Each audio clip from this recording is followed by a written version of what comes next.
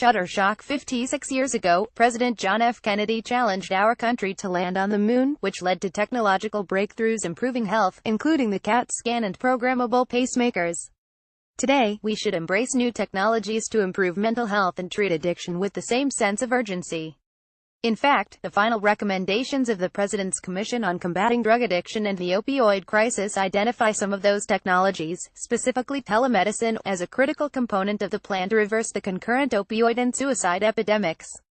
Research shows that when people seek mental health and substance use disorder care, they have a much better chance of recovery if treatment is readily available. Take Peter, for example. Starting at age 12, he drank heavily and eventually moved to other drugs, including benzodiazepines and opioids. After decades of depression, Peter finally contacted a clinic in Pennsylvania. In the past, he would have waited 2 or 3 months to get treatment. But the clinic offered telepsychiatry, a form of telemedicine, and he was able to connect with a specialist via secure video conferencing while staying in the care of his local medical team. Peter slowly got better, stayed sober, took his medication, attended therapy and began to live life again. Unfortunately, not all stories end as well. Nationwide, there's a shortage of psychiatrists and other mental health providers, which is only projected to get worse. More than half of U.S. counties don't have a single practicing mental health professional, a problem that's particularly acute in rural areas. Only 40% of people with a mental health or substance use disorder receive treatment in any given year. Telepsychiatry can make a difference. Today, through a secure link, clients can have real-time interactions with a psychiatrist who may otherwise be out of reach. Such technology is critical for patients living in rural communities, people with disabilities who may have difficulty getting to office appointments, adolescents or adults who are unwilling to meet with a provider in person, and others. Studies show telepsychiatry can be as effective as in-person treatment. And the majority of children in a study in the Journal of the Canadian Academy of Child and Adolescent Psychiatry preferred it to face-to-face care. Unfortunately, outdated federal laws and regulations are blocking access to care. For example, the Ryan-Haight Act prohibits prescribing certain medicine to treat substance use disorder over the internet, regardless of the doctor's qualifications.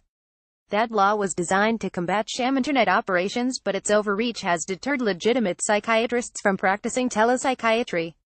The Act requires at least one in-person meeting before these medications can be prescribed through telepsychiatry. The Opioid Commission report generally recommended federal agencies revise regulations in a way that would allow for substance use treatment via telemedicine. Specifically, that would entail the DEA finalizing regulations that would create a special registration pathway for state-licensed community mental health and addiction treatment providers who use telemedicine, and allow broader prescribing of buprenorphine through telemedicine in areas of special need. Ideally, a comprehensive solution would also include a single national licensing system, so that a psychiatrist could become certified and provide services anywhere in the country. Not only would it allow psychiatrists to reach rural areas and underserved communities, it would also weed out the small number of unethical practitioners who lose their license in one state and avoid detection by moving to another. In recent years, progressive, forward-thinking entrepreneurs have drastically improved the way we secure personal transportation, find places to stay when traveling, and order products and services for next-day home delivery. Why shouldn't we do everything possible to make mental health care and addiction treatment just as accessible? This isn't a matter of convenience. For many, it's a matter of life and death.